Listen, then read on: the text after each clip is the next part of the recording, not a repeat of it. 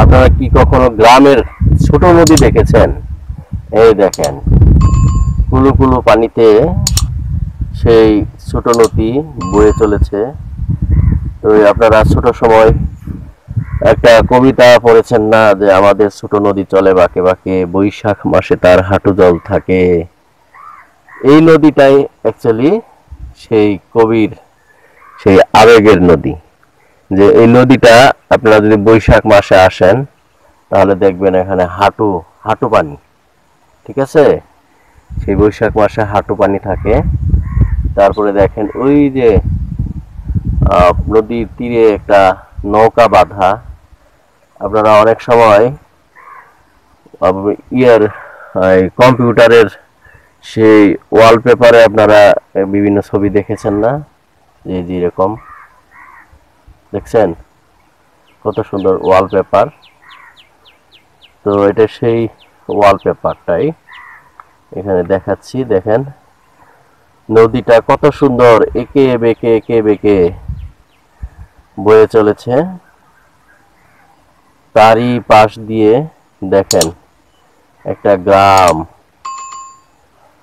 তারপরে এই দেখেন একটা মহিলা, বয়স্ক মহিলা একটা জাল নিয়ে আসছে।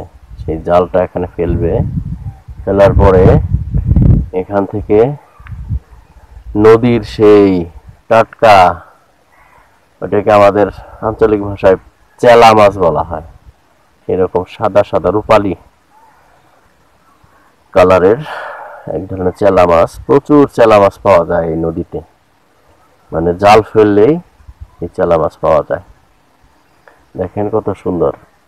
মানে আপনার মন যদি খারাপ থাকে, এই নদীর পাড়ে এসে যদি কিছুক্ষণ বসে থাকা যায়, ওয়াও,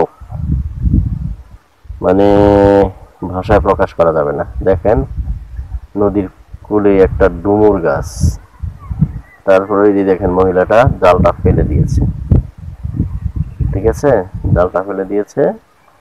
তো এখানে বেশি না, আধা ঘন্টা 1 ঘন্টা জাল বাইলেই কিন্তু এক তরকারির মাছ পাওয়া যায়। মানে এক তরকারির মাছ মানে আপনারা একবার রান্না করবেন, ধরেন সকালে বা দুপুরে 2-3 জনের ফ্যামিলি হলে যেটুক মাছ দরকার। দেখছেন আসলেই সুন্দর নদীটা। দেখেন কত সুন্দর, একদম শুভ্র স্বচ্ছ স্ফটিকের মতো পানি যাচ্ছে নদী। দেখছেন অসাধারণ একটা নদী।